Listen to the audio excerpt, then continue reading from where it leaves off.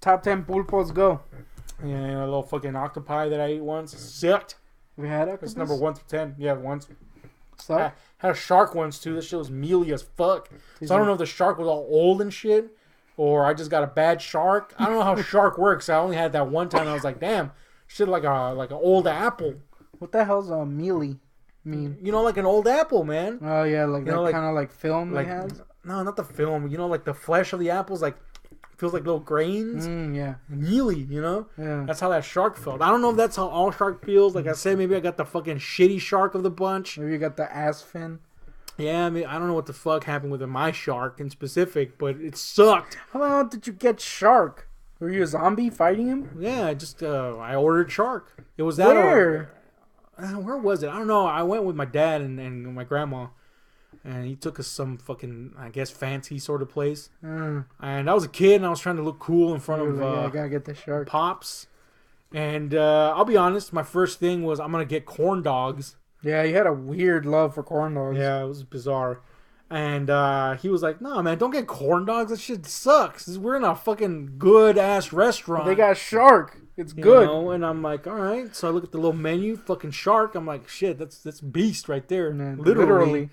And I go for the shark, and a rotten apple later. I'm like, this sucks. Did it at least taste good? No. What did it taste like? Honestly, like I can't fish? remember. I can't remember the taste. I don't remember if it was fishy or not. I would have remembered if it was fishy. Yeah. Because I wasn't a big fan of fish back then, but I don't remember that. So maybe I was young, dude. I was like 11 years old. Ate shark, and I was disappointed. Again. I don't know. Maybe I got a bad shark. Correct me if I'm wrong. Maybe shark is the bee's knees. Maybe you got the hammerhead when really you wanted the great white or the mako. I hear the mako tastes delicious.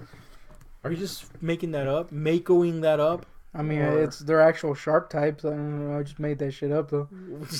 Hence my question. Yeah. But anyway, well, what the fuck was the point of this video? I was asked if you top 10 squids. have you, so when did you eat squid? Oh, squid. No, it wasn't squid. Octopus. No, you know what? It was squid, and then it had wait, calamari. Is it squid or is it? I think it's octopus. It's octopus, right? Yeah. Okay, the squid I ate in like slivered form, I guess. You know what I'm saying? And it wasn't good, dude. That shit was gelatinous and very. I don't want to say fishy, very oceany.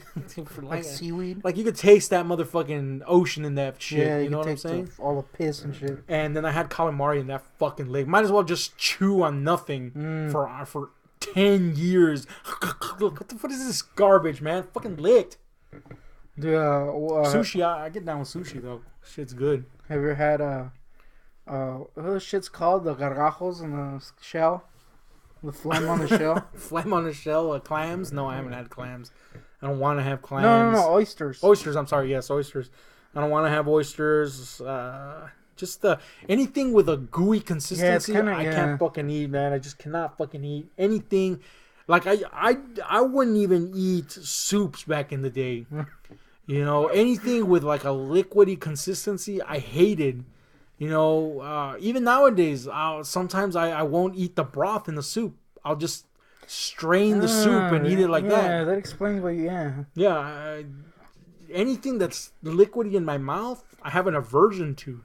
Why? I've gotten better at it. Don't get me wrong. Why? I don't know, man. I find it disgusting. You know what the worst for me is? And I don't understand how people can do this. I haven't even noticed if you do it, so I don't even want to know, honestly. You're probably going to tell me, but I want to know. Oh, I'll tell you. Let's say somebody, just to keep it simple, somebody makes some ground beef, right? Mm-hmm. First of all, if they don't strain that shit, I can't eat it. I can't eat it if there's all that grease floating around in it and shit. Well, the thing is, if you make it right, you don't need extra oil. And if done properly, it should just cook into the meat. Okay, yeah, but if you're making it shitty, then there's gonna be a lot of grease left over. Yeah. If there's grease in that shit, I can't do it. I can't fucking eat. I mean, there's grease in it anyway, but I'm saying like if there's visible, tactile, good grease in my fucking mouth, I can't fucking eat that shit. And the worst is when you're eating at somebody else's houses. Oh yeah. And it's rude to decline their munchies. So you're like, fuck, I gotta eat what his mom cooked like or what the lady and lard. And the worst upon worst is when somebody is like, hey, you want this meat, and you ate some virtually, greaseless hunks of it. So you're like, cool, let's say ground beef. Again, to keep it simple, and they come up to you with that, what's it called? The Cuchara? No, fucker, the cooking thing. What's it called? The skillet? Not the skillet. You want to cook ground beef in? Pan. The pan. Fuck. How can I forget the word pan? Anyway, they come what up the hell was this? That's you moving the pan. Oh, I thought you were stroking. Yes, I stroke outwards like this. Yeah, anyway, I haven't seen your ding. They come up to you with the fucking pan and they go. Oh yeah. Do not give me pan scrapings, man. I hate it. Hate it, man. Might as well just fucking feed me a block of lard already. Yeah. I detest gooey shit. I can't do it, dude. The only time pan scrapings are great is when you grill shit and that shit just that shit's just like morsels of delicious flavor. But that's because the grease is not collecting. It's just kind of solid. I can't even do that. It's not grease. It's the meat being cooked. I can't do it, dude. Oh, you would. If I made a delicious little smoked salmon. No, wait, salmon. Fucking Emma Stone could cook with her feet. And if I see that shit, like, just sloshing around on there, I'm not going to eat it. I just imagine Emma Stone putting her feet into a deep fryer. Jesus. Imagine? Yeah. Little shits come all shriveled and shit. Would you still be humping them? No. I would be taking her to the hospital. Stat. Yeah. Ass sap. Hey man, that reminds me. This has nothing to do with food, by the way. That reminds me, I was. It's all right because that conversation was dying pretty much. I was trying to go into college, and this one time. That's right, one of several times, and I was staying in the dorms and shit. This has nothing to do with this video. We should probably just cut it out and put it in another fucking thing. We won't though. But we won't because that's not how we do things here. But anyway, I was at this fucking college, man, staying in the dorms, checking out the facilities to see if it was the place for me, right? And it's you have a roommate and shit, even while you're just checking out the college, scoping it out. And the roommate thought I was weird, which granted I am, but because people go to college and they want to go out and fucking intermingle with other people, and they want to fucking. Even when they were just scoping out the college, everybody was like, yeah, let's go out and do this and that and drink and blah, blah, blah, blah, blah. And I was just like, fuck that shit. I'm staying in the dorm, just chill out, read a little book. Eat a little shark. No, not eating sharks. You read a little book, hear a little music, whatever, right? I'm not going to fucking intermingle with any of those fucks. So I just chilled out there, and he thought that was the weirdest shit ever. He was like, and when people want their own space... And we're like, motherfucker, we're roommates. Yeah. And all of a sudden, you want a fucking space because you're out all day long. And you're hinting at me. First of all, don't hint at me. Just tell me, hey, man, can I have some space? Cool, brother. You had the balls to tell me you wanted some space. I'm outies. I'll go sit alone in a fucking toilet and just give you your space. But this motherfucker be hinting. Like, shit, no, man. I ain't gonna do that shit. Tell me or I ain't going anywhere. But he didn't tell me, so I was just there. So anyway, long story short, there was a bunch of black dudes, right, in our particular level. It was a multi-floor situation. And look, again, this might sound bad, but these fuckers were loud as shit, all right? And I'm talking raucous, man. Like, fuck, shut the fuck up already. It's fucking 4 a.m. Shit! Yeah. Do we need to hear cackling and endless jabbering? No, we do not. Now, we know how volatile men can get if they're told to do anything that they don't want to do, right? So, this my little roomie's all clearly pissed. He wants to go to sleep, as I'm sure most of the people on the floor that are not out there cackling endlessly want to. But he ain't saying shit because he's afraid that he's going to beat the fuck up. Yeah. Which, granted, he's this kind of like thin, white guy, kind of nerdy looking, sort of. Kind of like, I don't mean nerdy as in the dweeb. I mean kind of like a chic nerd, like a skater boy nerd. And he's irritated as fuck, but he's not saying shit. And eventually, I guess he gets tired to the point where he can't take it anymore. He opens the door and yells out into the hallway, "Shut the fuck up!"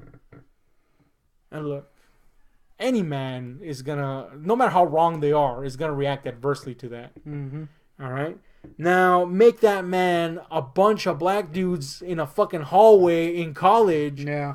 That are all very athletic. They got booze looking, flying around. They got booze flying around, and some puny white guys like, "Hey, shut the fuck up." It's not gonna end well. You know, it doesn't have to do with race. It just has to do with place. Yes. Anyway, so naturally, these fuckers kind of pinpoint the general direction from whence this hollering came. Yep. And they knock in the vicinity of our dorm. And my pussy ass roommate goes into his bed and pretends that he's asleep. Lame. And I'm not gonna pretend I'm asleep because I'm clearly not asleep. And when you pretend you're asleep, you look like you're pretending that you're asleep. Yep. So these guys are a bunch of guys, man. And as aforementioned, they're athletic, burly dudes. And by that I mean they're muscle bound as fuck. Talking bodybuilder. So when somebody doesn't open the door, they're making a big fucking commotion and basically breaking doors down is what I'm getting at, right? Confronting people and all that jazz. So they come to our door finally, and yes, in fact, my pussy roommate has remained underneath sheets taut over his entire body like a loser. And they're knocking and he's not answering, and I'm like, dude, you gotta fucking answer. Doesn't answer me. And I'm like... So they're threatening to break the door down and shit. And I'm like, dude, fucking answer already.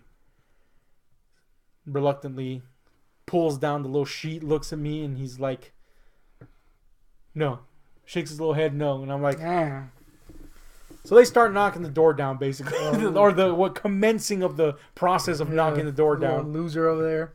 And pooping himself. I get up, I pull the sheet off of him, and I say, dude, don't worry about it. Just don't be fucking pussy. Just say you didn't do it. Yeah. So he kind of, I guess that kind of gave him some heart, and he gets up and he goes to the door, opens it.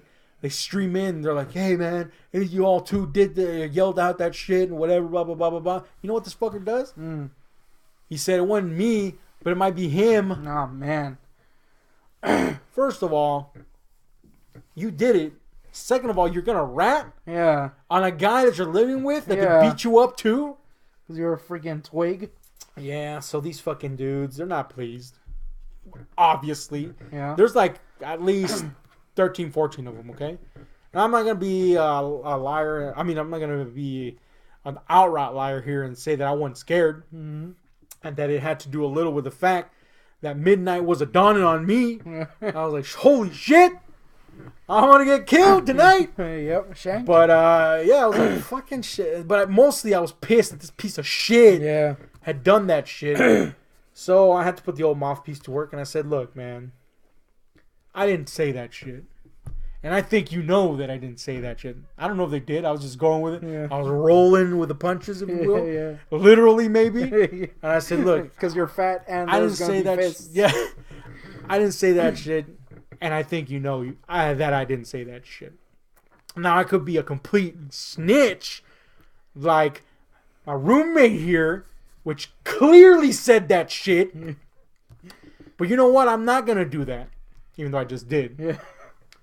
I says to him, what I am going to do is going to say this.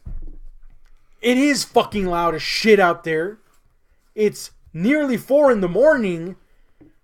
And I bet you had this asshole here not said anything, everybody that's not you guys would have thought the same thing. Gee, I wish these fuckers would have shut the hell up.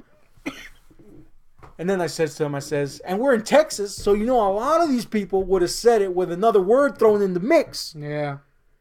Now, guys, I'm not one of those people, and I'm not. But I'm going to say to you right now, before you kill me, that I agree that it is fucking loud as shit out there. So while I didn't scream that out into the hallway, I second the motion. I definitely agree with that fucking shit. In fact, and at this point I walk up to the door. And by the way, The way I'm imagine everybody quiet and you're like freaking doing a lecture. That's what I was totally was gonna say. By the way, as I'm saying this, as I'm expecting a fist to punch me in the face at any given fucking moment in time, they're actually just kind of looking at me like with wide eyes, going, "What the fuck?" I walk up to the door. I open that bad boy up. Well, it was kind of half cocked open anyway, but I opened that bad boy up the way my fucking roommate had. Boom. Stick my old head out the hallway. Mind you, they're all in the room at the time. And I go, "Shut the hell up!" And I go, "There. Now I did it the way it was done to you. I wish I could have done it a more formal way. But since you brought it up, and apparently this fucker's going to throw me under the bus, there. Now you have a reason to beat me up now." There was this pregnant moment of silence. Possibly as they contemplated my eventual murder. They're sharpening their shivs. Yeah. And then one of them approaches me. He pats me on the old shoulder there. And I'm like, "Oop, that's the goodbye, Pat." Here it comes. And he goes, "Respect." And he walks out. And guess what? They didn't shut up. But you know what? I didn't get beat up, and my pussy ass roommate. I like how there was respect thrown, but yeah, not enough to cover the fucking loud ass jibber jabbering outside, man. How the hell did ASAP remind? Oh yeah, that's because when ASAP reminded me of that because I found this fucking so hilarious, dude. And there's something about the way different cultures speak in America that I've always found endlessly amusing. My own culture, white Americans, Italian Americans, African Americans. There's just something funny to me about communication in a colloquial sense, in a street sense, a slang sense. I always find it funny. Maybe at some inappropriate times at times, but I don't know. So I'm hearing these black guys talking. They're all talking kind of like a street slang style, right? As most young black folk are wont to do among themselves, right? Just like us Mexicans talk a certain way amongst ourselves and etc., right? So they're kind of chatting like that, but once they start going down the hallway, knocking on doors and asking who the fuck did this, I'm hearing them. Everybody can hear. The walls are paper fucking thin. And I hear them knock right before they come to our door, on the door across from us. And I hear one of them go, say, open up. And then I'm assuming they opened up because there was like a low tone responding to it. Or maybe they were speaking through the door. I don't know. But the guy in response to whatever was said to him said, "Man, y'all better tell me who did it. ASAP." Not ASAP, ASAP. Or ASAP, no. Or ASAP, ASAP. And I might be totally unfunny to anybody else, but for some reason, dude, I could not stop laughing.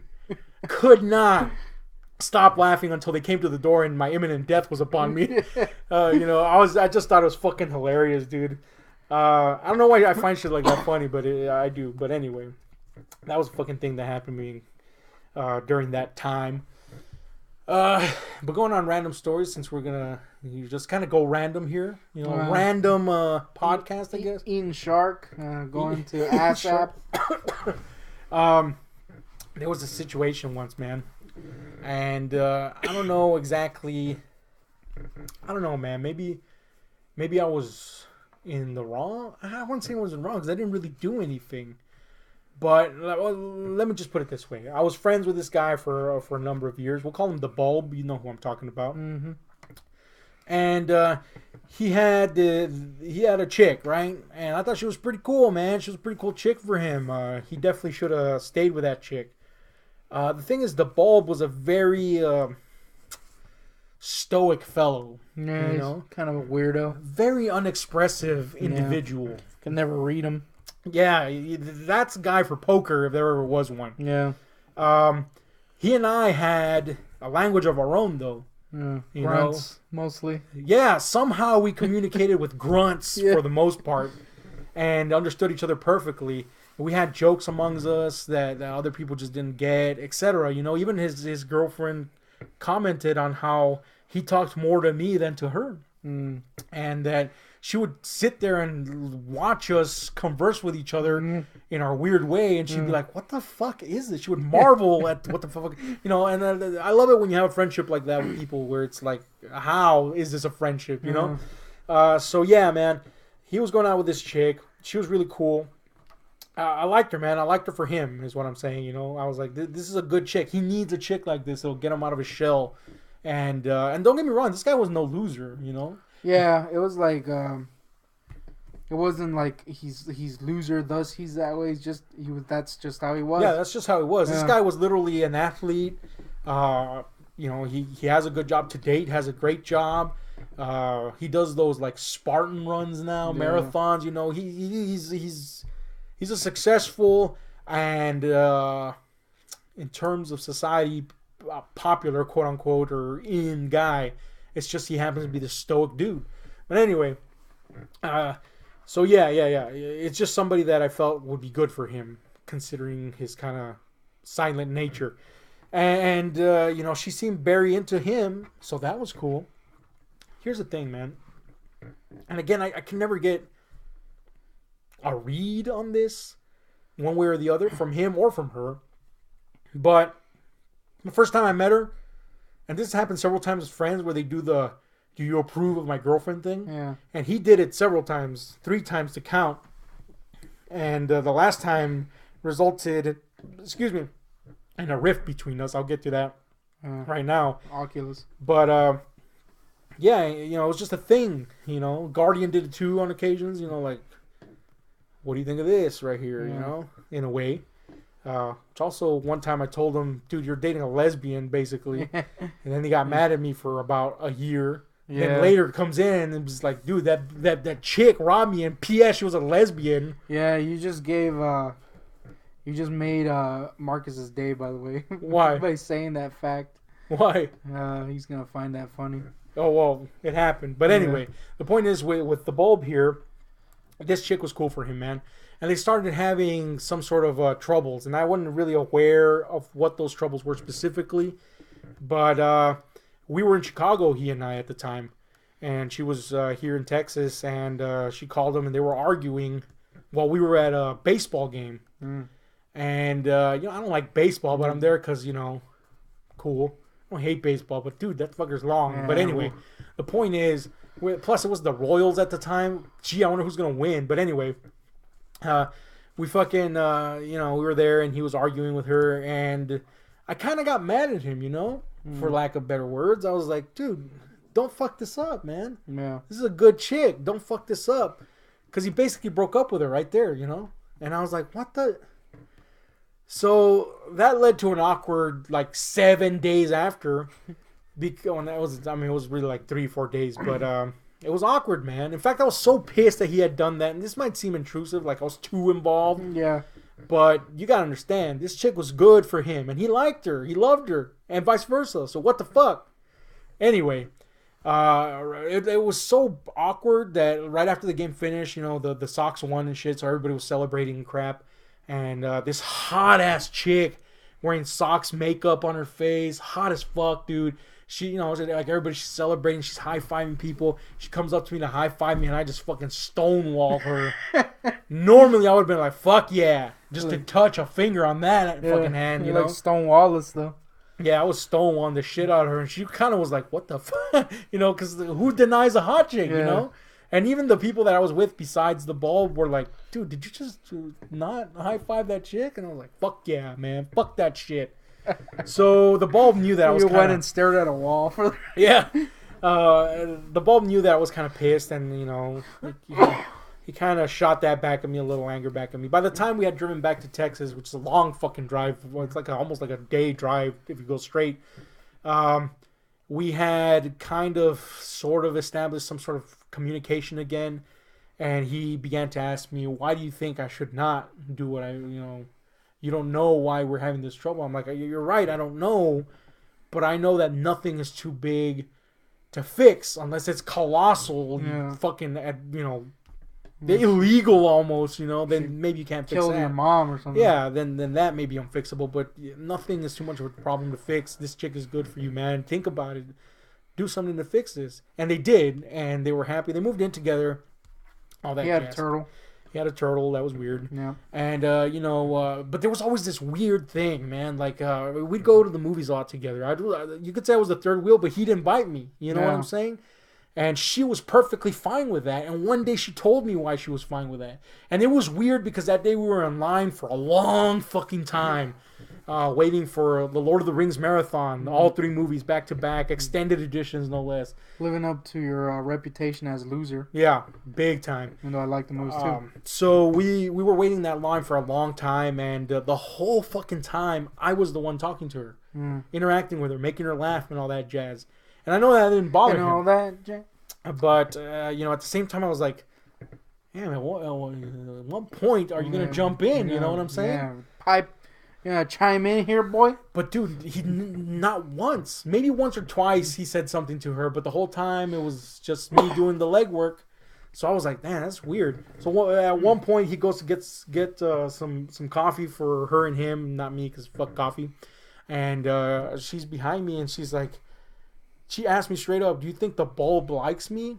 And I'm like, "Yeah, he loves you. What are you talking about?" And she's like, "It's just weird, right, that he doesn't talk to me?" Yeah. And I'm like, yeah, it is kind of weird. And and again, I may have been misreading this or not, but she said it in a way that maybe suggested something in my eyes. And I'm not one to jump to those conclusions. Not the guardian over here. She the way she phrased it was somewhere along the lines of, "It just seems I always have more fun with you." And I'm like, well, I'm glad, I could help. And now I'm like in oh fuck territory. That's pretty cool. Because I've been down that road with Ronnie. You were like, that's pretty cool, and then you turn and stare at the wall. Yeah. I should have, because fuck. And she's like, yeah, but I'm glad that you always come along with us. And that was like, what the fuck? That's fucking weird. So I just kind of left it at that, tried to be as amicable as I could. And, I didn't stonewall her either, but I was just like, whoa, this is weird. Right? So then another circumstance came up where we were at she invited us to a birthday. I don't remember if it was her birthday or a relative of hers, but we were at her house.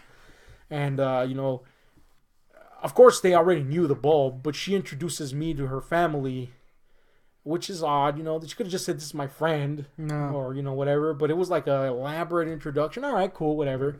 That happens, and she gets a little tipsy by the end of the night because there was a lot of margaritas involved. And, again, this conversation comes up, where she's like, first of all, she asked me if I have a girlfriend, and at the time I didn't.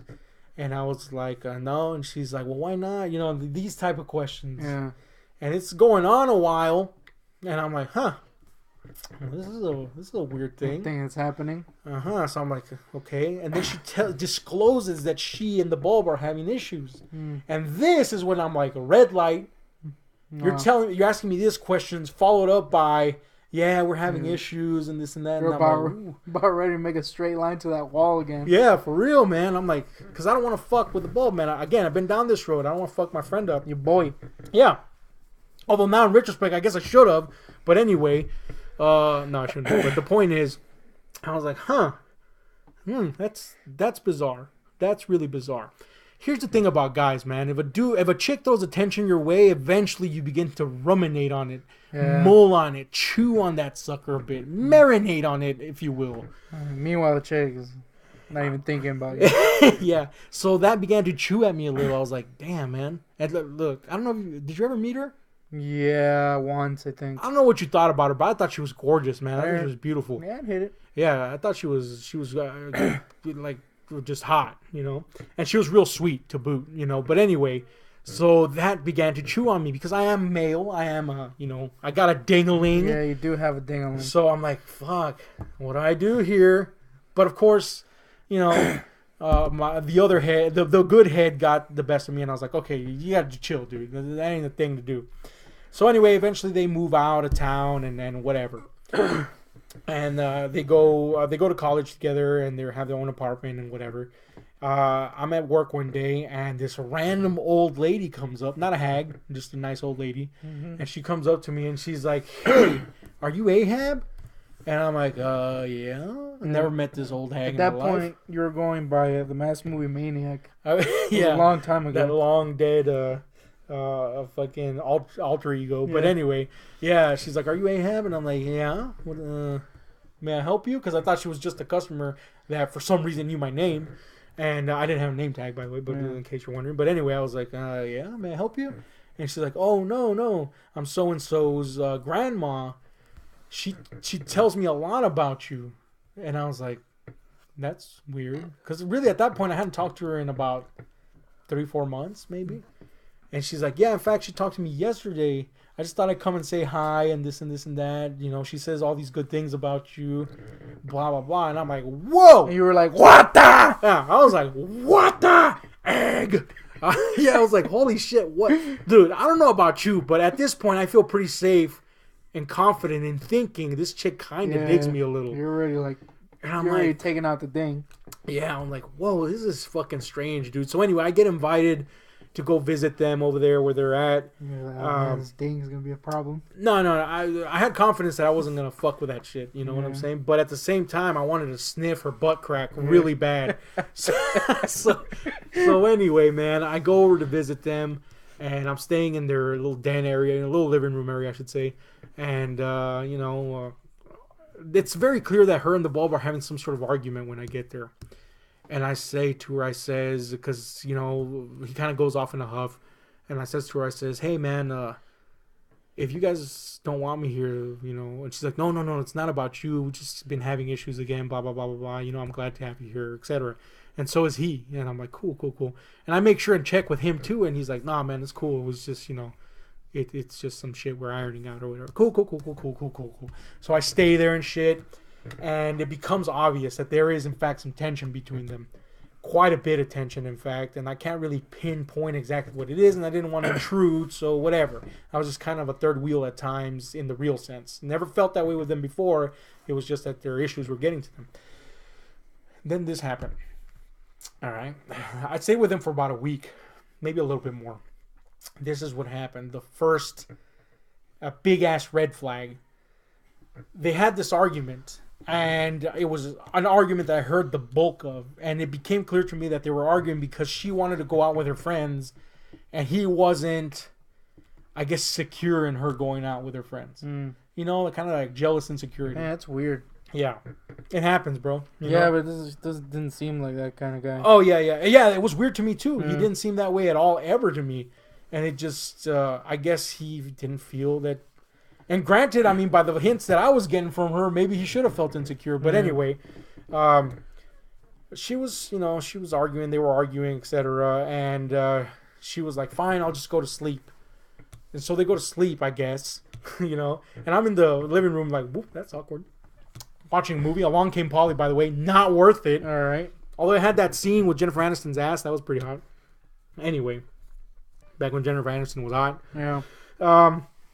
So I finished the movie and I'm like just flipping through the channels and shit, and it's about fucking 2, maybe 1 in the morning at earliest.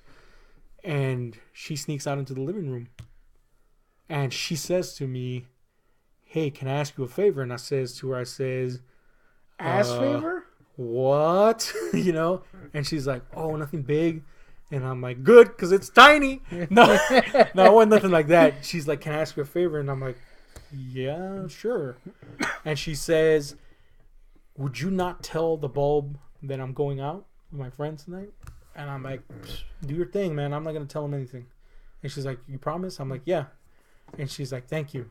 And she gives me a peck on the cheek, right? And she goes out and presumably has fun with her friends. Comes back around, I don't know, maybe 5-ish in the morning, somewhere around there. And I was still up. And she comes in and she's drunk.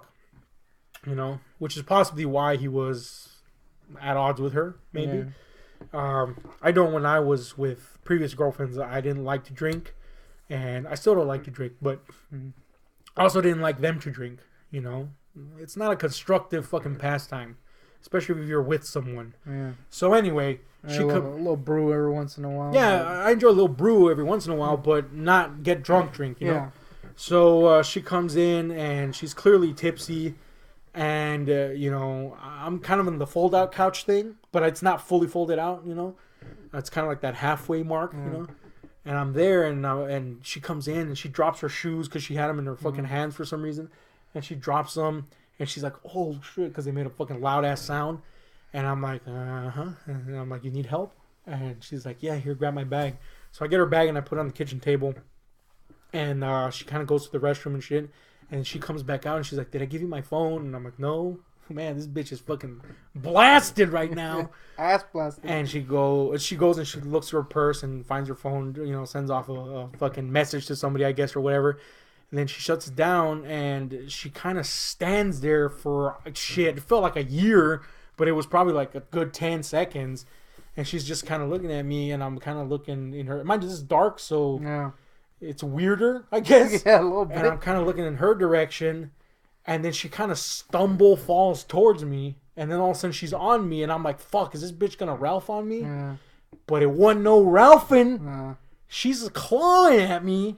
Like rip her clothes off style. Except I have a fucking t-shirt. You can't unbutton a t-shirt. But she's doing the unbuttoning thing. And you're like, oh, this is a and thing that's happening. And I'm like, whoa. So I like put her over on the couch. Like I push her over on the couch bed thing, the fold out thing. And I'm like, are you okay? And she's like, yeah, I think I just need to rest a little bit. I'm like, yeah, you do that. I'm going to go to my wall now. I go to the restroom. I'm not going to lie, beat a quick one out.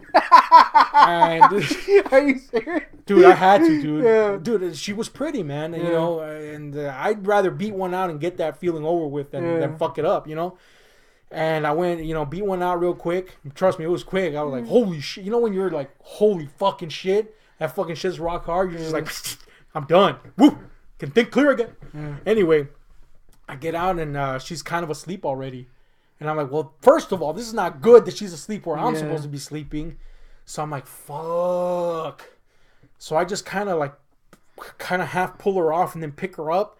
And I put her on the floor next to the kitchen. Like the little part.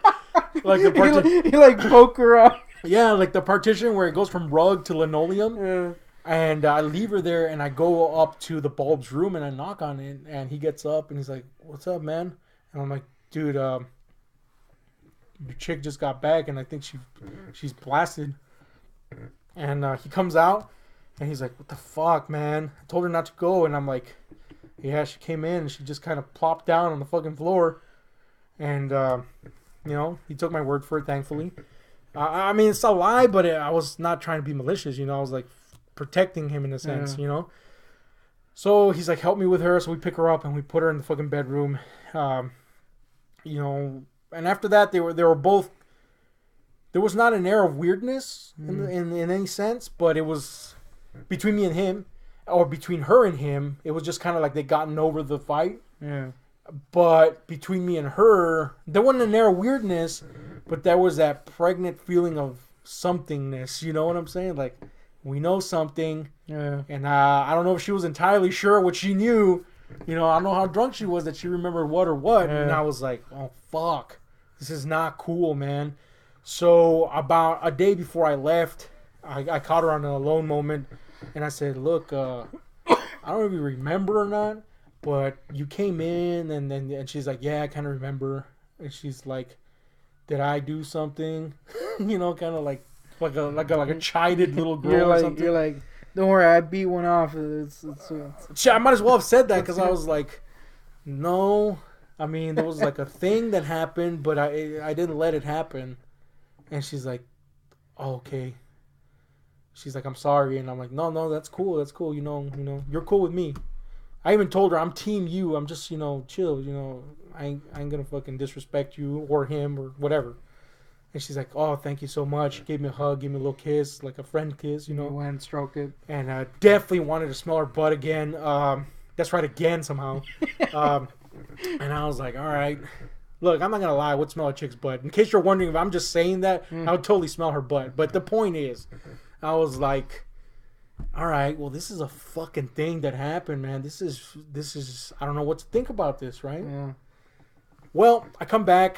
That was the second to last time I saw her because eventually they broke up. And when they broke up, her grandmother told me, again at work, her grandmother, I can't remember what the fuck. Was she just like dropping by? Well, she was a constant shopper. I just never knew that she was the grandmother, right? But she told me, I can't remember what the exact message was, but it was along the lines of that she wanted to talk to me. So back then it was MySpace, and I went into the MySpace thing, and kind of, I sent her a message basically like, hey, what's up? I hear that you want to tell me something, and so yeah, she kind of told me, hey, this thing with the bulb is over. I always kind of dug you. I want that D. I mean, I wish you would have said that, because then I would have been like, man, I got to sniff that beat. Yeah. But yeah, basically the suggestion was, what's up? Yeah. And I mean, I didn't do it. So I'm like, man, I feel good that I didn't. Yeah. I guess, for lack of a better word, betray my friend. Like right away too. Yeah, and right away too, which would have been fucked up. But at the same time, I wanted to smell that butthole pretty bad. Yeah. And now in retrospect, I mean, it's not that we hate each other. It's just we're not friends. Circumstances came between us because of me being locked up. People move on. You know what I'm saying? And it's amicable, but it's not anything like it used to be between me and him. And of course, he's like half a state away on top of that. So now in retrospect, I'm like, damn. Fuck! Could have sniffed that B. Could have sniffed that bunghole. Yeah. But, that's how it happens sometimes with these fucking things. Just a weird little story that I remembered. Yeah. So many missed calls in my life. Yeah. So fucking many roads and avenues that I should have taken and I never did. And instead I took the worst possible avenues in life. Yeah, well, fuck. Here I am. Rock me like a hurricane. You know that song, right? Yeah, it's not a great one. It's not a good song, just like my life. Yeah. It ain't great. Yeah. You know what I'm saying?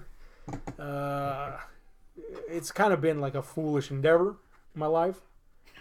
I had a scholarship to college and I didn't go. Yeah. Had several other opportunities to go to college, didn't go.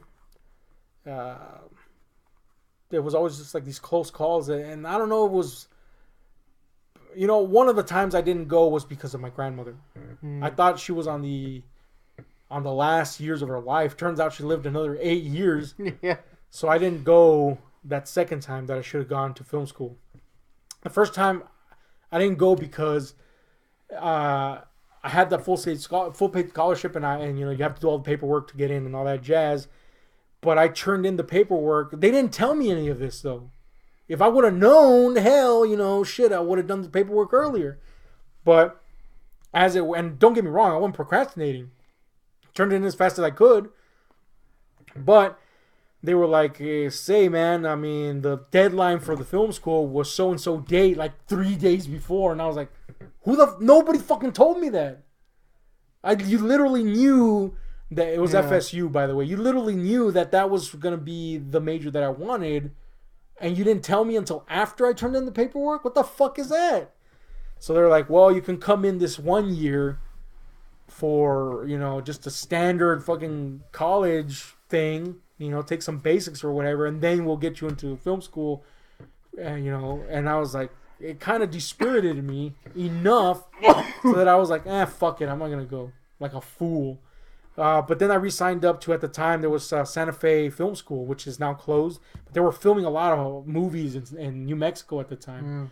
Tons of movies were being filmed there because it was a tax shelter. Yeah. So I was going to go. Films there now. Does it? That's cool. Yeah, man. And so I was going to go there, And that's where sometimes collaborator Senor Spielbergo went. And we were both going to go there. My name was on the door and everything, And I remember the day that was supposed to be the first day, he calls me and he's like, dude, where are you? And I'm like, yeah, I'm back home. This is a fucking thing I'm doing. So it seems to be like a family thing because I do that a lot too. I don't know if it's just like I know why I do it. It's because like it's a fear and anxiety. And so I put up these walls. And then I don't want to say it's excuses, but when you boil it down, it ends up being excuses. You know what I mean? And I think they're anchored in some form of fear of getting out of a comfort zone. And a lot of people go through that in some way or another. I just think for some reason it's a fucking issue in our family. Yeah, like we do it, and it's not even like an intentional thing. It's just it happens. Yeah. Yeah. And it's been really, really, really bad for me, obviously. And then when I do take leaps, it always ends up in a fucking bad place. Yeah, and it's weird because you're kind of like, I think I'm like the overly safe guy. Mm-hmm. You're kind of like in a weird, you're kind of like a weird up and down type of things. Yeah, like you take weird leaps, but you're also really outgoing. But then you also still have that in there, so it's kind of like a weird unevenness to it. Yeah, I try to be more careful. I have no problems with interacting with people. Yeah. I don't interact with intent. Like, I don't go out and go, I'm going to go to the bar and interact. Yeah. No, but if somebody interacts with me, I have no problems communicating with them. You know? So I'm the complete opposite. Yeah, you just shut down. Yeah. I have no issue. If you talk to me, I'll talk back to you. Endlessly, even. Yeah. You know? No issues there. No issues going to like interviews, conversing, all that shit. Nothing. No issues. But certain things just lock me down, and it's scary to move out of that shit, you know. And being an ex-con, that shit, you know, in a lot of ways I could. This is now going into prison talk in a way. Yeah, I like how this started with you eating shark. Yeah, somehow it got to. It's the random podcast, damn it. In a lot of ways, before I got locked up, I was an extremely confident person. Possibly the most confident I've been in my life without being a complete douchebag. I was confident, like, say, around my high school years and after that. You're kind of butt bag. But I was a fucking asshole. Yeah. Right before I got locked up. We didn't get along for a long time. Yeah, we didn't get along at all. But right before I got locked up, we got along famously. And there was some tension there because I had gotten a girlfriend and you know, you had some issues with not the girlfriend herself, but with coping with the idea of that. Yeah. You know? And that, I mean, you know, you have psychological issues. I didn't grow up with a dad. You were the closest thing, and it was kind of like that thing. Yeah, it was kind of like an abandonment. It was a thing, yeah. Yeah. And I was, you know, it's hard to balance being with people. And I was trying my damnedest not to make this girl feel abandoned or unwanted. And when you're newly forming a relationship, you have to spend more time with that person you're newly forming a relationship until they get used to you, and then you can go, okay, now you see the full breadth of everything. Now we can relax a little. And I think maybe now in retrospect, maybe you see that, how I was trying to ease her in, and at the same time, at least kind of make you aware of that. But there was an issue for a while there, and eventually I think, thankfully, because of her willingness to, I think you saw that my intent was not to push you out, but to welcome her in. I got along with her. Yeah. The intent was never to push her out, but to welcome her in, and then hopefully there could be a union of these things, you know? Mm. So, yeah, there was that weird issue there for a while, but it ironed out, and it worked out. And then, I was just confident, you know, in my job, in my life at the moment, with the person I was with. Our issues had kind of begun to iron out. All that jazz. Then the circumstances that led to jail happened. And once... And don't get me wrong, I deserve to go. Yeah. I deserve to go to prison. Don't get me wrong. Yeah, I like how I didn't deny it. I'm not making excuses. That's not what I'm saying. But people that go to prison are people too. You know what I'm saying? If they did something wrong as I did, they deserve to be punished for it. Do not get me wrong. Not making excuses for that at all. But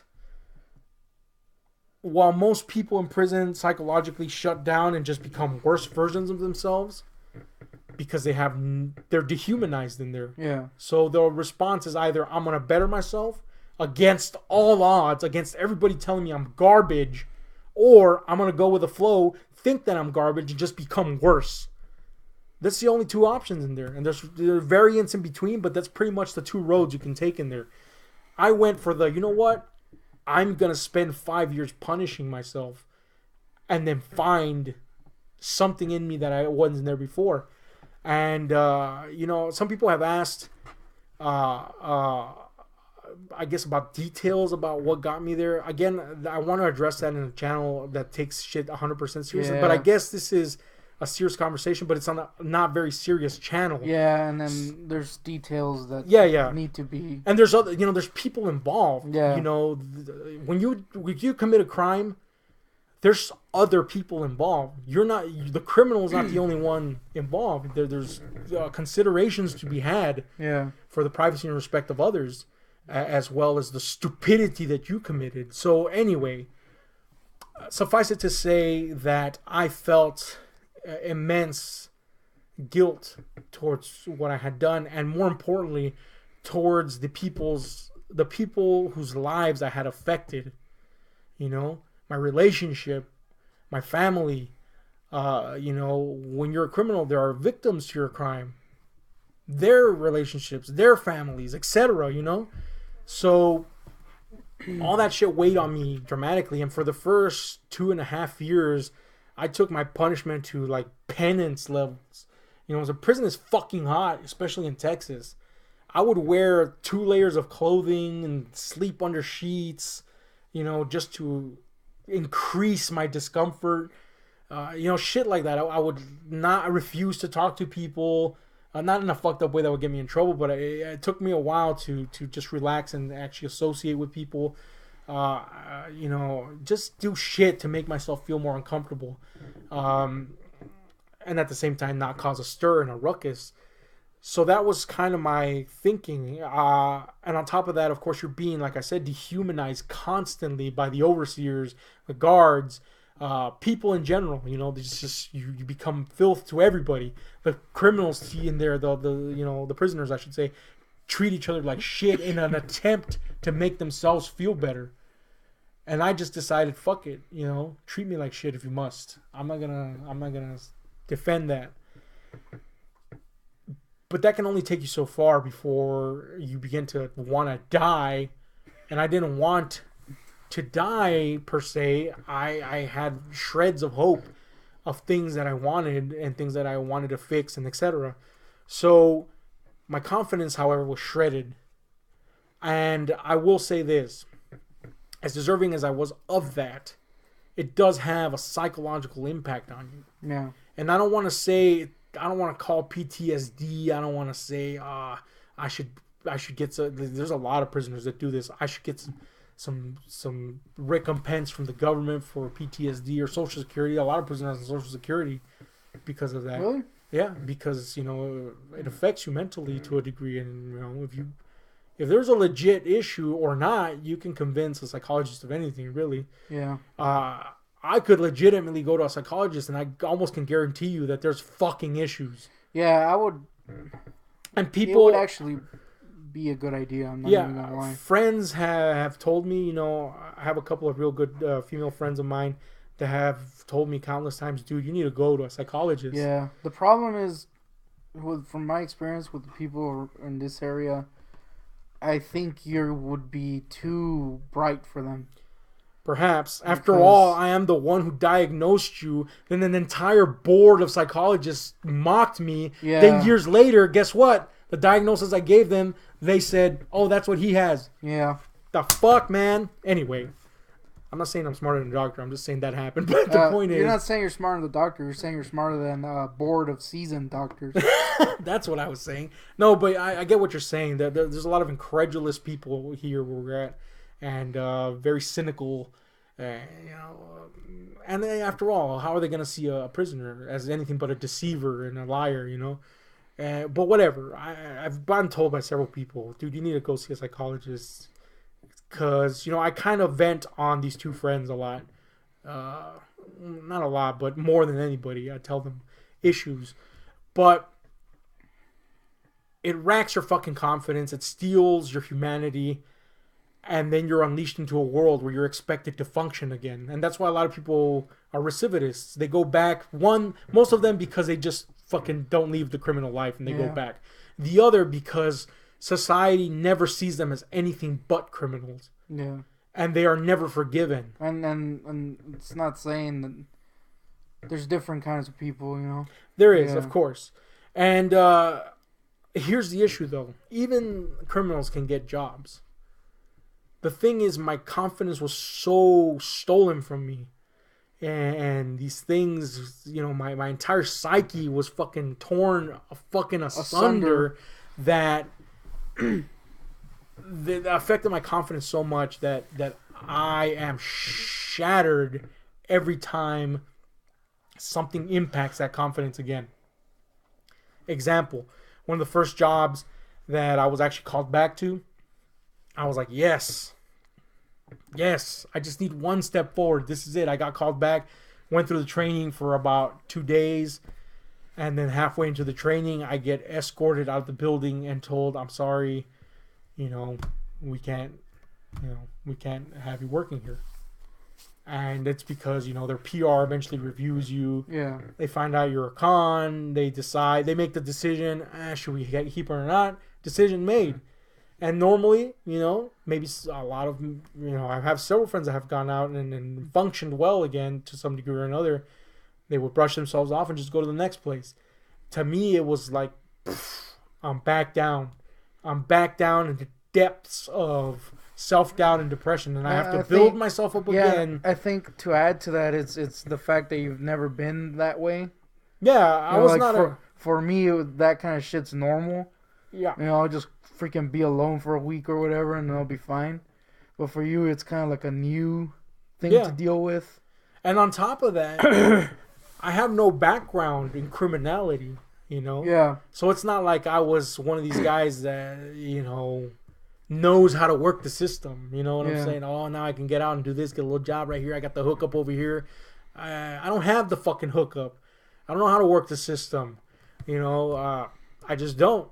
And again, whenever I think that I have a leg up, something comes out and sweeps my feet out from under it, and it shatters me, man. It steals all that confidence, and I have to beat depression again and then get back up to trying to get on that path again. It's getting better to some degree.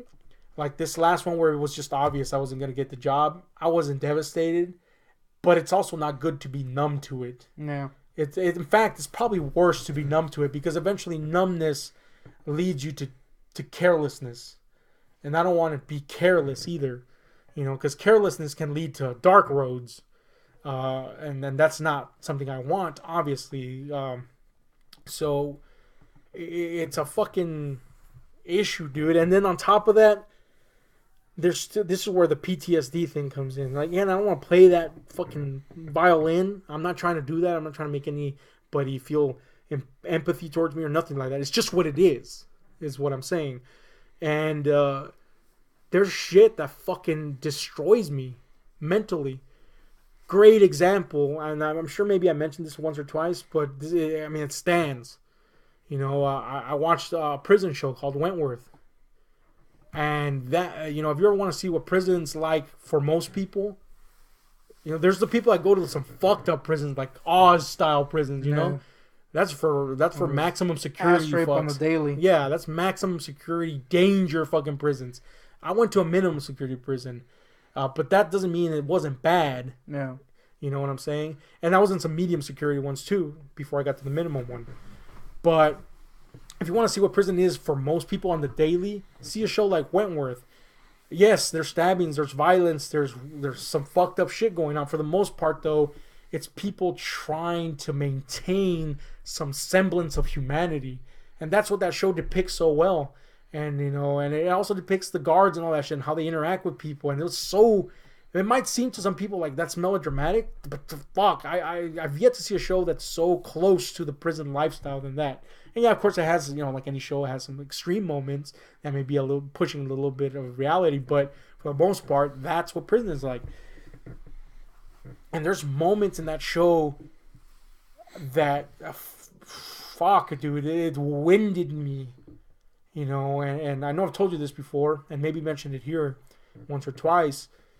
There's this moment, excuse me, got a little stuffy nose. There's a moment in season 2 where the show's coming back at the first episode, and it's just the main character that went into the prison in season 1, and she's already gone through some shit through season 1, right? And we re-encounter her in season 2. She's literally just asleep, and she's dreaming of her life outside of prison. Which, by the way, when you first get into prison, you're gonna dream about your life outside of prison, and it's like that Johnny Cash song, the Green Dude, Green Grass of Home. Yeah, man. And every time, fuck, I want to cry right now.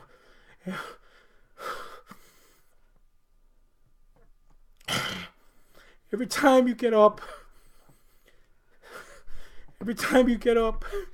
and it's not there, it breaks your fucking heart if you got one. And no matter what fucked up thing I did, I didn't lose my heart, you know? And it seems like something so small. It seems like something so fucking small. But getting up and realizing that you're not with the people you love is devastating. And then add to that after that you realize that you've affected other people's lives and maybe put them through something similar, and you just compound that effect on yourself if you still have a fucking heart. And I don't even blame all the prisoners that harden themselves to avoid that feeling. I'm telling you, man, prison creates monsters out of men. And if you're a monster already, it will create something 10 times worse if you don't have a heart, or if you choose to protect it so much that it becomes stone. It's terrible. And just that, if you wouldn't even notice it if you haven't been to prison. It's just her getting up, and she's had these flashes of her life, and it's the sounds of the prison just slowly trickle into the shot. Just talking about it every single time, it fucks me up, man. You know, I was trying to explain that particular effect to Mom as I was driving back with her from somewhere, and it racked me so much that I had to pull off the road to just recollect myself so that I could be composed enough to continue to drive, because it's devastating, man. Yeah. Every single time. And again, compounded by the fact that if you have a conscience, if you have a heart, you think it's kind of like how I was describing to you a while ago, like after our grandmother died. Mm-hmm. That I would wake up, I would have dreams with her in it. Yeah. Then I would wake up and you realize that it's not there. It's kind of like that kind of feeling. Yeah. Like, yeah. And I mean, and that's just one of the many things that you deal with, you know. And again, you know, I deserve to be there. You know, I'm not even arguing that. I'm just saying, people are people, man. Yeah. You know, you don't know something until you experienced it. And just like everybody out here before I experienced prison, I disregarded prisoners as well, you know. Maybe not, I wasn't fucking horrible about it, but I was like, I didn't even give them a second thought. And if I did, I'd see them as cannon fodder at best. But you don't know until you're there.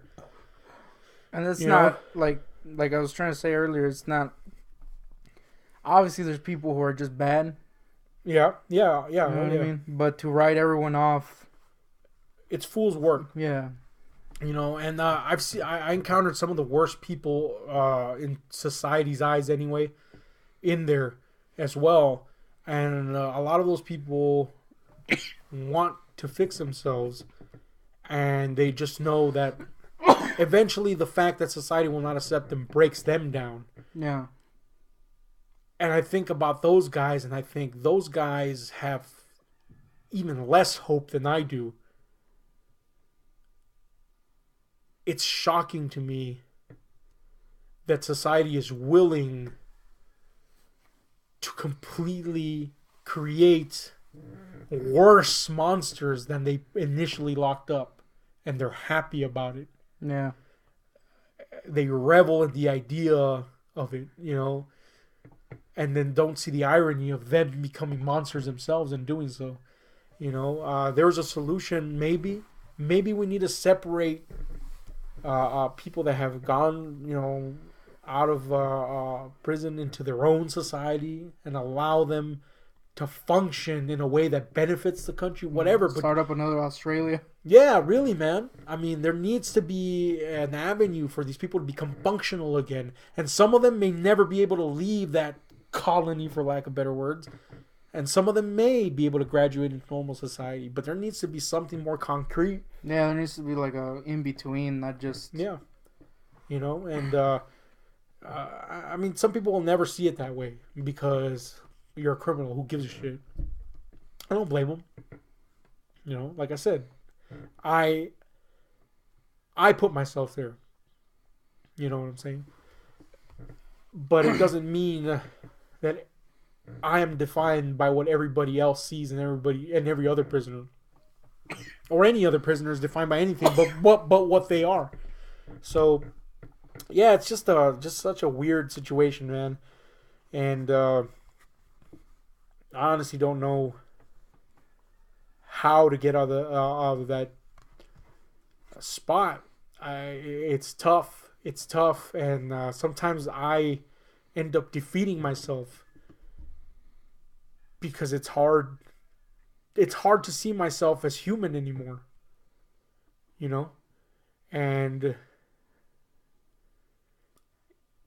And instead of seeing people reacting to me, I kind of begin to understand why, say, black people in society, sometimes they get very defensive and assume racism is at every corner. I understand that. I don't think that's true, obviously. Yeah. Not everybody's disagreeing with you because of some racist precedent. No, that's not the case. That's just not true. But I understand why they would see it that way. There's so much history there that they it's almost like they can't help it. Yeah. It's expected. So I'm not comparing going to prison with that, but it's in a similar vein in the sense that I can only see, even if I try my best, eventually I can only see people's reactions to me as a form of reaction to what I am seen as. Even if I know better, it begins to feel that way. And mind you, I don't react in anger or anything like that. It just destroys me inside. You know what I'm saying?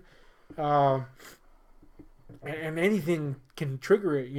I hate to use that word, but anything can trigger it. If I don't know, man. If somebody that I'm friendly with doesn't interact with me, I'd be like, fuck, am I being judged? Am I being seen this way? Is this a punishment? And logic begins to leave, and you go back into that kind of self-penance type of thing where it's like, fuck, and then you just feel like you deserve it, and then there you go, there goes your confidence again, and it's a constant cycle, and it fucking sucks, man, for lack of better words. It sucks. But, on the other end of the spectrum, I have to see that I affected people's lives with this, and they went through their own shit, and are probably still going through their own shit, hopefully not, but they probably are still going through their own shit.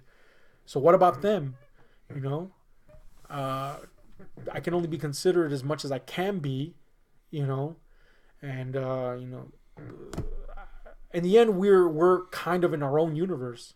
The universe certainly doesn't revolve around us, but we have no other access but to what is around us, which is us. So we live in this microcosm of ourselves. Yeah. And, it's this island man. It's not even this island Earth. It's this island man that we live in. I am me. This is where I am. And I can only do so much. And hopefully I can break out of this mold. And that's everybody's story, wherever they may be at. And some people do it better than others, and some people don't have adversity in front of their faces. Some people don't create their own adversity, but some people do. And it's just where I am. And this is possibly the most serious conversation we've had on this channel. And it started with sharks. Yeah, considering it started with sharks, but it's just something that I think you can see now why this other channel that I want to do, the more serious channel about prison, about criminality, life after prison, etc., is something that I want to do, but it's something that is hard for me to face. Yeah. And work around. Some people will be like, "Oh, it's just your guilt working on you." No, really, I'm over the guilt. What's done is done, and it's unfortunate. Yeah. But now I gotta face me,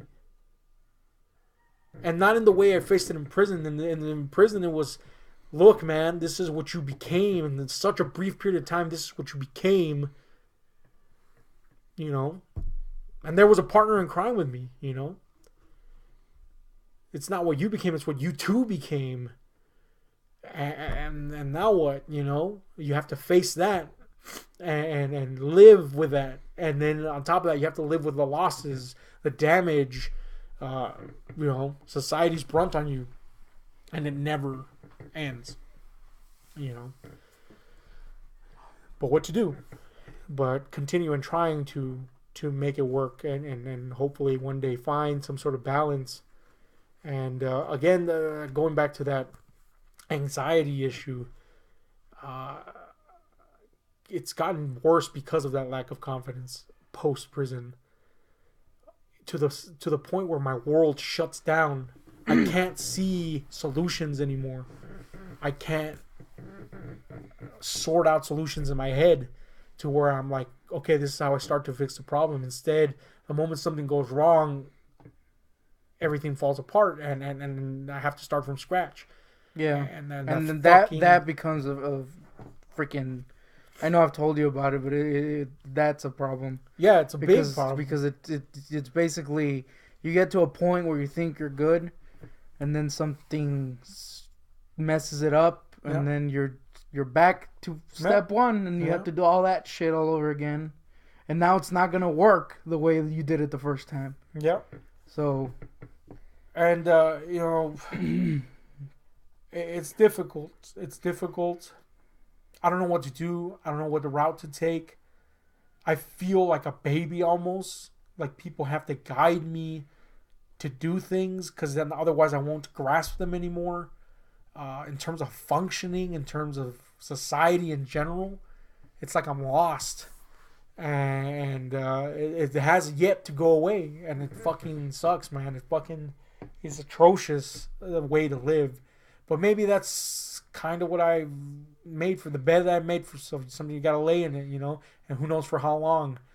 But I wonder, at what point is it you've done your penance? And maybe I'm thinking too spiritual, but when I say something like penance, at what point is it enough that you can turn that leaf? But really, I don't think the issue is spiritual anymore. It's psychological now. Yeah, I mean, there's so much you can do if there's a mental illness. I know that's a thing that's being used a lot nowadays, and it's bullshit. Yeah, it's become bullshit. And like I said earlier, I loathe to even put that fucking idea on it. I don't. Yeah, but we have a history of it in our family. I have problems with it. It's clear you have issues with it. Mom definitely has. Mom has issues with it, and we all deal with it in very different ways. Yeah. There's just so much you can do as a person where you're kind of can't do anymore, because it's just a thing that you're gonna have. You know what I mean? Yeah. And I don't know. It either gets better or worse. And I guess that's the roll of the dice, folks. I do want to ask one final question. Yes, please. You mentioned how you were pretty good with your life pre-prison, right? And we mentioned how there is as a family we tend to stop ourselves. Mm-hmm. Do you think, in all honesty, that was what ended up happening was a self-sabotage of sorts? Because I'm guilty of this shit all the time. Obviously not to that degree. You know, and I've definitely thought and mulled over that idea many a times. And I think, to some degree, it may have been. Because self-destruction was a big fucking thing with me. Maybe it still is. I don't know, but it certainly was before. I remember when I first read Fight Club, and I read the line about self-destruction. You know, it's cathartic power. I felt kind of liberated.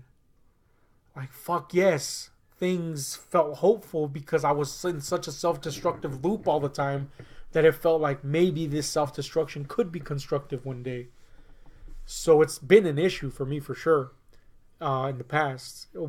Possibly the worst in the past. And I think maybe that was just another loop. You know, especially considering things had been going so well. Yeah. And then all of a sudden, in the span of maybe 2-3 weeks, chaos. You know, just utter chaos. And let me tell you, man, one thing I'll tell you is that the legal process I see completely through different eyes now.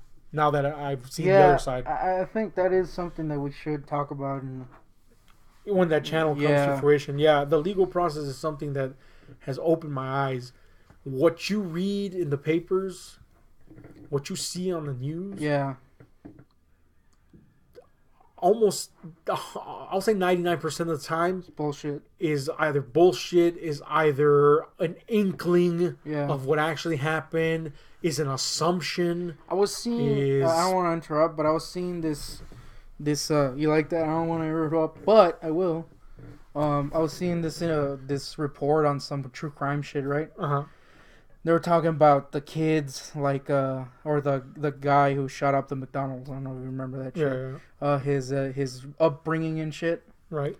And it got to the point where they started talking about how people talked about him, and I realized that suddenly, when you end up going to jail or do something dumb like that, obviously that's an extreme, but it happens with everything. I know because we experienced this. Suddenly everybody comes out and has these ludicrous stories theories about the person. Ideas, like, oh, I knew that guy. He was a witch doctor or some shit like that. And suddenly everybody knows everything about you. Yeah, and I was kind of put in that corner personally. You know, the details of my crime on their own were something to chatter about. Yeah, but the sensationalist shit that came afterwards was like, what the fuck? I had a black room, and then I'm telling you, this might be stuff that we might have to but just because it does need to be. I'll say all that to say this. We don't want to get into too much detail. The experience, again, this will be discussed in that other channel, but it's pertinent to what I'm saying now.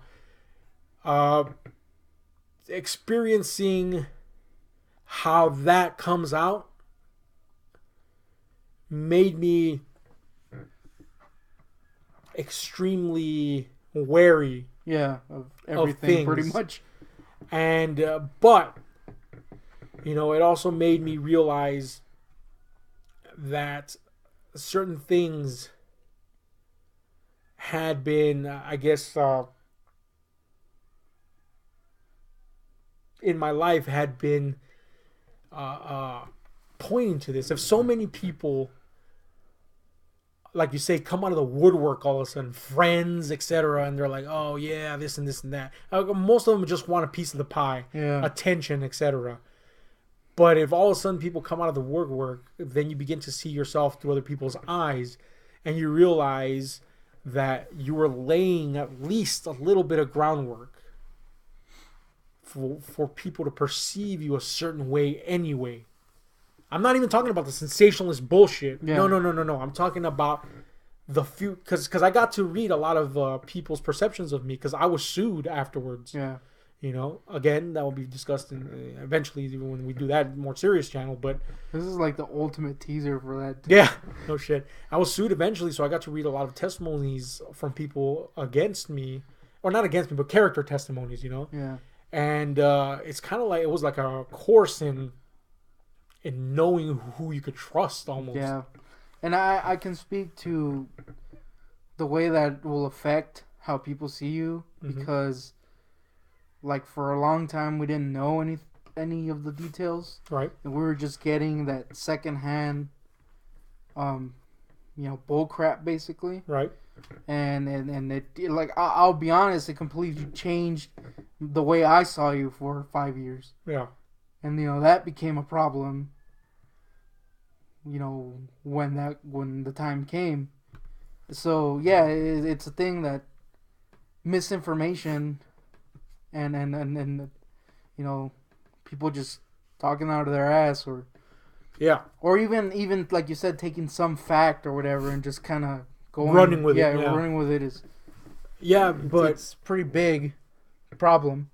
That they say that every myth, every fable has a root in truth. Yeah. And that's the way I was seeing this, trying to self-examine and self-analyze.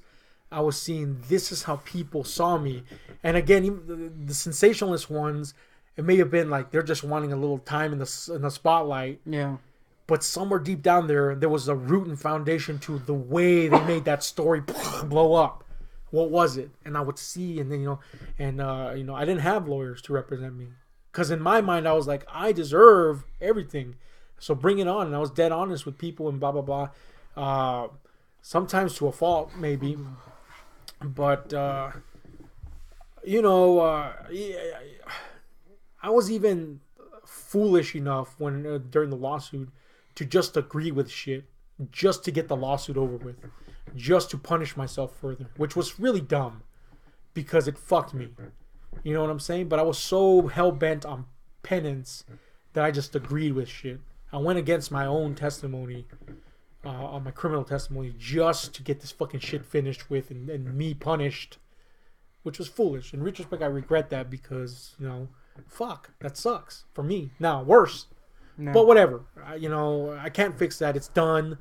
It was a spiritual choice to just say, fuck it. I deserve punishment. Give me more of it. And that's that. I don't regret that spiritual choice.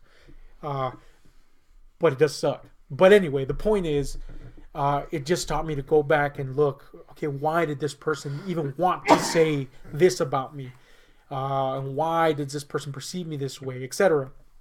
And it made me realize, going back to this, had I been laying, even in my happiness, subtle tracks to lead me to self-destruction? Yeah. And the answer, scarily, might be, yeah. I might have been trying to ruin my own happiness just because I was happy. Yeah. The reason why I asked this is because that's something I definitely do.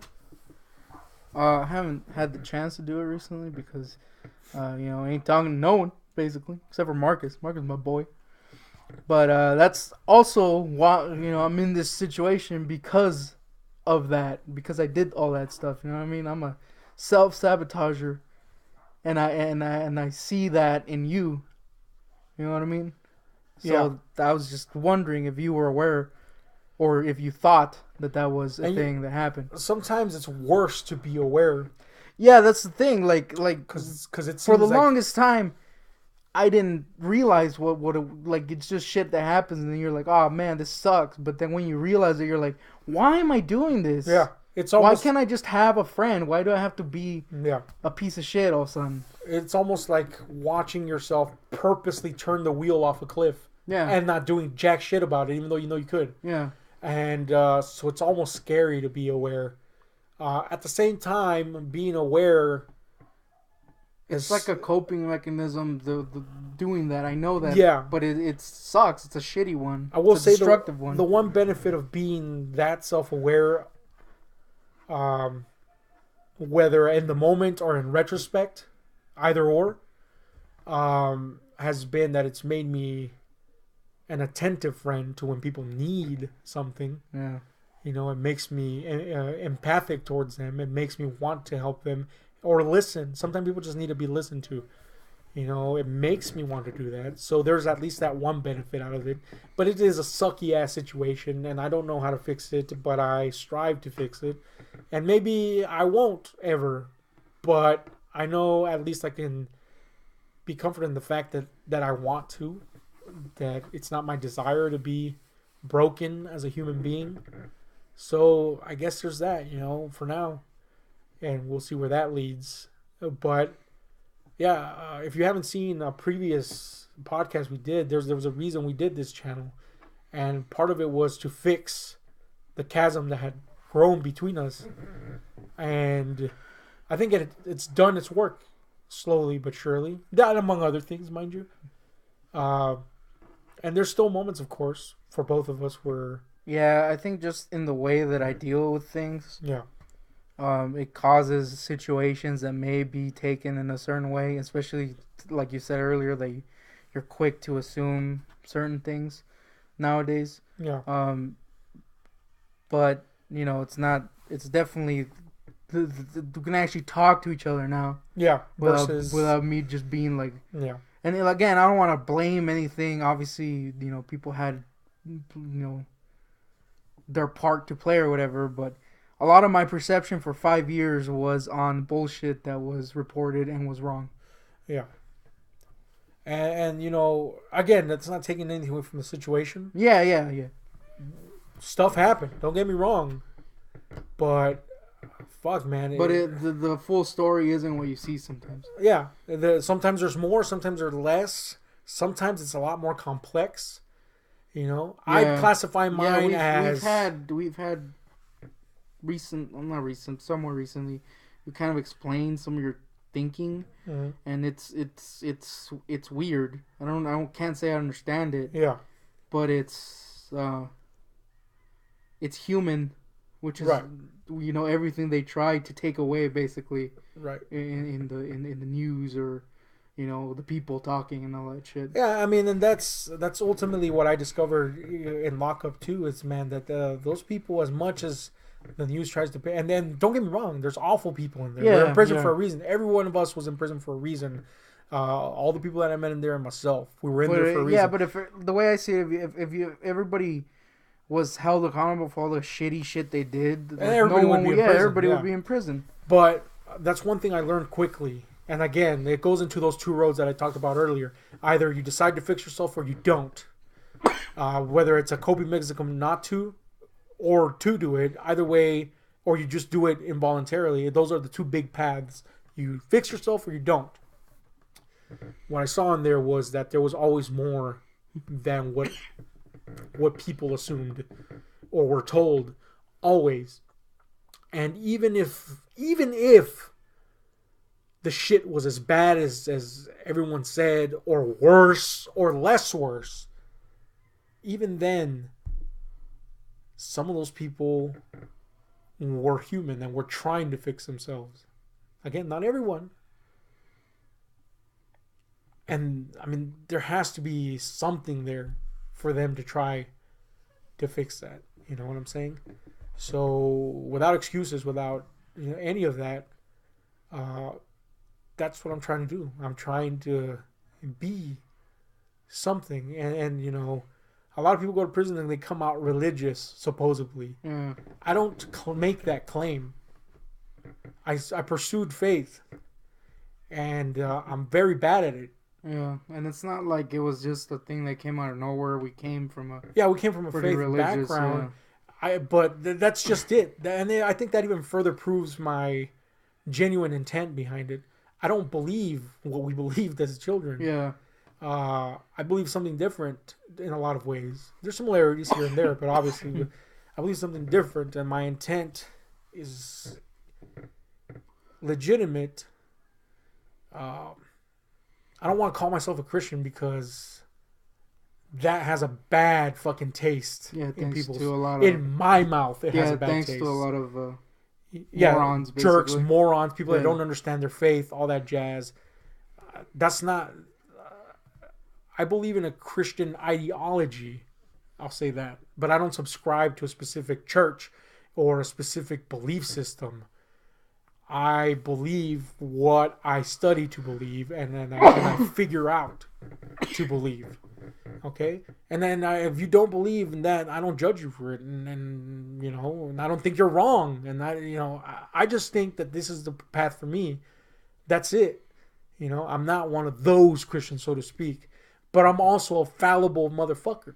Case in point, I just said motherfucker, and I feel bad about it. But, you know, I'm fallible. And honestly, maybe I'm fallible to a fucking fault. Because I'm a Christian that believes that I'm not going to heaven. But I'm okay with that.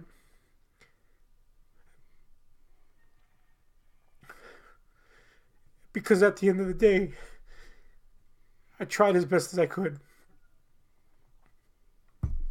And maybe that's enough for me. You know? And if you doubt the genuineness of that, then I don't blame you either. But it is genuine. For better or for worse. You know? And maybe I was a criminal. And maybe I will be forever seen that way. But I want to be better. And maybe that's enough for some people. And if it's not, at least I tried. To the best of my abilities, which sometimes are not even remotely good. But that's kind of what trying is, isn't it? Yeah. So there you have it. And, you know, I can't do better than that. I can only do as best as I can. And look, we get silly on this channel. We talk nonsense. Mm. We got a long-running series, Talking Turks. Yeah. This channel, and again, I've said this before, it's not that we're disingenuous. It's us just having stupid fun. There's no maliciousness intended behind it. It's a release. It's an event. It's entertainment. We take our opinions and then we blow them, you know, ludicrously out of proportion for entertainment value. Yeah. Because... And there's only been like one where it got serious. Yeah. And we didn't even release it. So yeah. So... But I don't want that to reflect. Sometimes I'm, you know, at odds with what we do, because I feel like maybe people think, the few that watch us, and we love you all, especially if you're still watching. Yeah. I fear that maybe they think that this is 100% who we are. And again, no disingenuousness. We voice our opinions, but then we just sarcastically, ludicrously blowing them out of proportion for effect. Yeah, I'm a lot more, I don't know, I talk a lot here than in real life. Yeah. Yeah, so, but I fear sometimes that reflects on what people think I may be. But then I realize this is just a thing we do. Yeah. You know, so, and that's fine, you know. But I do think that I get why you think that it might be a thing, because you know, we have such a small viewership, but you know, the people that watch you know, like we got Miles, we got Marcus, we got Michael Keller, they watch. Callum, Callum, Buckaroo, Buckaroo Zoo, our boy. And it's kind of like, it's kind of even more of a thing when it's such a small group, you know? Yeah, it means a lot more. You're kind of like, man, I hope they don't think I'm this way or whatever, you know what I mean? And especially because, like, if you at my ass on Twitter, I'll talk to you. You know what I mean? So it's kind of like like I know, obviously I don't know him, but I know Marcus. You know, like I talk to him. So it's kind of like there is that bit of like we kind of know them in a way. And we want to know those, you know, like, you know, I love it when people that we know come back to our videos, comment. It's awesome, man. Yeah. You know, old Buckaroo says something. You know, he's a man of few words. Yeah. When he says something, I'm like, drops them gems, dude. Yeah, it's like, cool, man. Buck's there. Buck's watching. Yeah, Mickey Mike drops in every now and then. You know, Higgins hates us though. But you know, that's reassuring. That's nice. That's awesome, and we love that. Honestly, it's kind of better that way. You know. For me personally, we didn't come into this game to make money. That's obvious. Yeah, but there is something lost when people are really big. Yeah, because you lose that touch where it's like I could talk to this person. Yeah. Or actually know them. When you're like a PewDiePie and got 10 grillion people, you have to I don't even blame those people because you have to disconnect yourself, otherwise you're gonna be wanting to kill yourself. Yeah. It becomes something different. It becomes you become the personality you are on the screen, and that's not cool. So anyway, I said all that to say this: Shark tastes like shit. Shark tastes like shit. You got to peek behind the curtain of what really is some of the onion was peeled back, I guess, to reveal the tear-inducing core a little. So, if you made it this far, thank you, first of all. Second, I hope that gives you a little perspective. We didn't think it was going to get serious, but it did. But that's what Ramble podcasts are all about now, I guess. Yeah. So, anyway, we'll cut this off right here. We've gone a little too long. Hit like, share, subscribe. Tell us what you think. Let us know anything you want. And, we'll try to accommodate. Anyway. We'll let you know when that serious channel comes up. Yeah, it's a thing. It's a work in progress. It just needs to be done right. But anyway, that's it for now, folks. This has been Ahab and Guntik, and we're out.